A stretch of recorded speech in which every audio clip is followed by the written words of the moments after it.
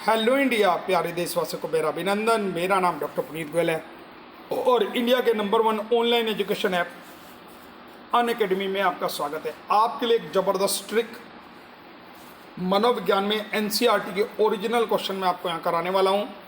ये बहुत important question है। इसकी 5 वीडियो आपको पहले मिल चुकी हैं और 15 वीडियो और मिल जाएंगे। आज का टॉपिक है बाल विकास। जन्म के समय शिशु में कौन सा संवेग होता है? जन्म के समय शिशु में उत्तेजना संवेग होता है। 14 संवेग होते हैं जो कि मैकडूगल ने बताया था। संवेग क्या होता है? संवेग का मतलब होता है भावना। संवेग वस्तुतः ऐसी प्रक्रिया है जिसे व्यक्ति उद्दीपक द्वारा अनुभव करता है। Impulse emotion is actually a process that a person experiences through stimulating. भावनाओं के दैहिक सिद्धांत के अनुसार शरीर भावनाओं के प्रति आवश्यक निर्णयों की बजाय सीधे प्रतिक्रिया करता है। इस तरह के सिद्धांतों का पहला आधुनिक संस्करण 1880 में विलियम जेम्स ने प्रस्तुत किया था। मैकडूगल के अनुसार संवेग मूल प्रवृत्तियों का केंद्रीय अपरिवर्तनशील तथा आवश्यक पहलू है। रोस के विचार में संवेग चेतना की वह व्यवस्था है जिसमें भावनात्मक तत्व की प्रधानता होती है। ये सारे के सारे मैं आपको संवेग के बारे में जिक्र बता रहा हूँ, किस किस ने क्या क्या थ्योरी दी है। वुडवर्थ ने कहा था संवेग किसी प्राणी की हलचल पूर्ण अवस्था है। भय, क्रोध, प्रेम, पीड़ा नामक 4 मुख्य संवेग शिशु में विकसित किस वर्ष तक की आयु तक हो जाते हैं? 2 वर्ष की आयु तक हो जाते हैं। किस अवस्था के प्रारंभिक वर्षों में सामाजिक भावना का अभाव रहता है? शैशवावस्था में सामाजिक भावना का अभाव रहता है बच्चों में। शैशवावस्था के संबंध में इनमें से क्या सही है? शैशवावस्था के संबंध में तीनों सही हैं। छोटा शिशु अकेला ही खेलना चाहते हैं। शैशवावस्था के अंतिम वर्षों में शिशु में सामाजिक भावना का विकास होने लगता है और 4-5 वर्ष का बालक अपने छोटे भाई बहनों का बचाव करने का प्रयास करता है। फ्रायड ने लड़कों के मातृ प्रेम भाव को क्या नाम दिया था? लड़कों के मातृ प्रेम भाव को उन्होंने ओडिपस भावना ग्रंथि नाम दिया था। और फ्रायड ने लड़कियों के पितृ प्रेम को क्या नाम दिया था? इलेक्ट्रा ग्रंथि दिया था। तो देखिए, एक तो था बॉयस और एक था गर्ल। बॉयस का था ओडिपस, बॉयस, और गर्ल का था इलेक्ट्रा। तो देखो, बॉय में ओ आता है, ये आप ध्यान रखो। बॉय की अंग्रेजी क्या होती है? बॉय। और गर्ल की अंग्रेजी GIRL होती है।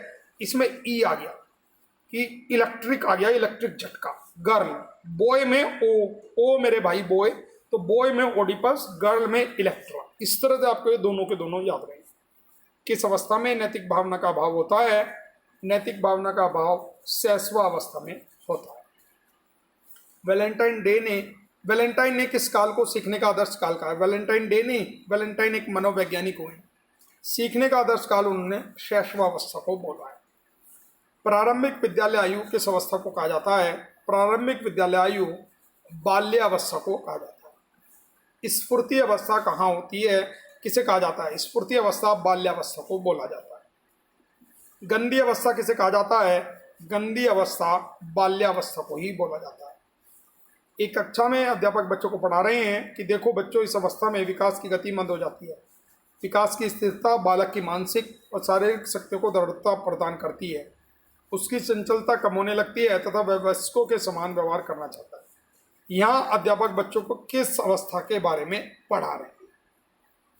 ये बाल्यावस्था के बारे में पढ़ा रहे हैं।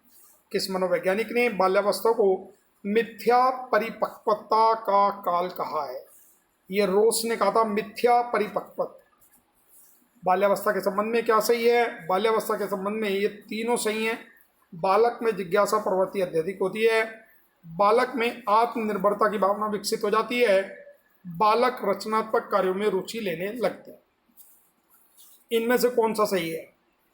इनमें से तीनों सही हैं। शैशवावस्था में शिशु अंतर्मुखी होते हैं। बाल्यावस्था में बालक बहिर्मुखी होने लगता है और बाल्यावस्था में सामूहिक प्रवृत्ति की भावना भी प्रबल होती है। देखिए, जितने भी क्वेश्चन मैं आपको दे रहा हूँ, एक एक क्वेश्चन को लिखते चले जाइएगा, तब ही वो आपको याद रहेगा। जिस अधिकतम आयु स्तर के बालकों को बालक हल कर देता है, यह उसकी मानसिक आयु मानी जाती है। और उपयुक्त वर्ष को किस नाम से जाना जाता है? इस वर्ष को बेसल वर्ष के नाम से जाना जाता है।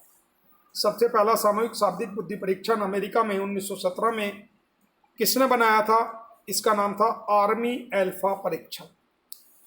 अशाब्दिक बुद्धि परीक्षण किस प्रकार के व्यक्तियों के लिए उपयोगी है? विभिन्न भाषी, विकलांग, बहरे, गूंगे, अंधे व्यक्तियों के लिए उपयोगी है। अध्यापन के समय अध्यापक को निम्नलिखित में से किसका सर्वाधिक ध्यान रखना होता है? व्यक्तिगत भिन्नता का ध्यान उसको रखना होता है। निम्न में से कौन बुद्धि परीक्षणों के दुरुपयोग का संकेत देता है? बुद्धि लब्धि का केवल बालकों पर लगाकर अपनी कुशलता अकुशलता को छिपाने में यूज होता है। निम्नलिखित में से कौन सी विशेषता व्यक्तित्व से संबंधित नहीं है? सैद्धांतिका सही नहीं है। सैद्धांतिका, थियोरिटिशियन। बुद्धि का स्वरूप बिजली के समान होता है, जिसे मापना आसान है परंतु परिभाषित करना मुश्किल है। ये बात किसने कही थी? यह बात जैनसन ने कही थी। भारत में C.H. राइस के अलावा 3 अन्य मानव वैज्ञानिकों ने बुद्धि परीक्षणों का निर्माण किया। इनमें से कौन सा नहीं है? एक ही नाम दिख रहा है हमें, विदेशी जॉन डी मेयर, बाकी तीनों यहाँ पे उपलब्ध है। निम्न में से बुद्धि के किस सिद्धांत को बालू का सिद्धांत या परमाणुवादी सिद्धांत कहा जाता है? बहुतत्व सिद्धांत को कहा जाता है। सबसे पहले बुद्धि परीक्षण फ्रांस के निवासी अल्फ्रेड बिने ने साइमन की मदद से 1950 में तैयार किया था, जिसका नाम बिने साइमन बुद्धि परीक्षण रखा गया। उपरोक्त परीक्षण में प्रश्नों की संख्या क्या थी? 30 थी। वृद्धि तथा विकास में अचानक कोई आकस्मिक परिवर्तन नहीं होता। इस सिद्धांत का संबंध किससे है? निरंतरता के सिद्धांत से इसका संबंध है। कौन सा सिद्धांत यह बताता है कि भिन्न भिन्न व्यक्तियों के विकास की गति एवं दिशा भिन्न भिन्न होती है? व्यक्तिगतता का सिद्धांत इस बात को बताता है। समान प्रजाति के विकास के प्रतिमानों से समानता पाई जाती है। इस सिद्धांत का संबंध किस सिद्धांत से है? समान प्रतिमान के सिद्धांत से है। किस अवस्था के बारे में कहा जाता है? व्यक्ति के कुल मानसिक विकास का लगभग आधा भाग इस अवस्था तक पूर्ण हो जाता है, शैशवा अवस्था पर। किस अवस्था को मानव जीवन का आधार माना जाता है? शैशवा अवस्था को माना जाता है।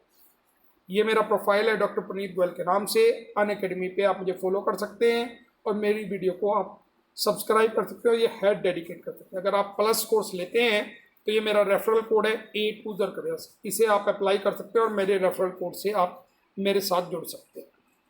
जब भी आप कोई प्लस कोर्स ले तो मेरा रेफरल कोड यूज़ करें। मैं आपको अपने नाम के बारे में बता देता हूँ, डॉक्टर पुनीत गोयल, DRPUNIT। इस नाम से आप सर्च करेंगे ब्राउज में जाके तो आपको मैं मिल जाऊँगा वहीं पर, ठीक है। इसके अलावा मेरा रेफरल कोड जो मैंने बताया A2Z, A नंबर वाला 2Z CAREERS, ये मेरा रेफरल कोड है। इसे डालिए, अप्लाई कीजिए, आपको 100% बेनिफिट होगा और आप मेरे साथ जुड़ पाएंगे। A2ZER करियर्स, इस रेफरल कोड को डालने पे आपको 10% का डिस्काउंट भी मिलता है। तो आप हमसे संपर्क कर सकते हैं व्हाट्सएप पे, और बाकी आप ऐप में भी, अनअकैडमी के ऐप में भी आप हमें कमेंट लिख सकते हैं और उस कमेंट को हम पढ़ सकते हैं, मैसेज कर सकते हैं। कोई भी समस्या होती है पढ़ाई से रिलेटेड या प्लस कोर्स से रिलेटेड, आप हमें तुरंत मैसेज कीजिए। Thank you very much for the day, we'll meet tomorrow, till then bye. देखिए प्यारे छात्रों, मैंने आज आपको बताया ये 6th वीडियो जो चाइल्ड डेवलपमेंट पेडागोजी का है। साथ साथ मैं आपको अपने यूट्यूब चैनल के बारे में भी बता देता हूँ। मेरा YouTube channel A2ZER careers GK tricks के नाम से है। सर्च बॉक्स में डालिए और मेरा यूट्यूब चैनल आपको मिल जाएगा, A2ZER करियर्स। इसे सब्सक्राइब करना ना भूलें और बेल वाला आइकन भी दबाएं। अगर आप टेट की, NTUGC नेट की तैयारी करें, टीचिंग का कोई भी एग्जाम दे रहे हैं तो मेरे साथ जुड़िए। Thank you very much for the day, we'll meet tomorrow, till then bye, God bless you, sayonara.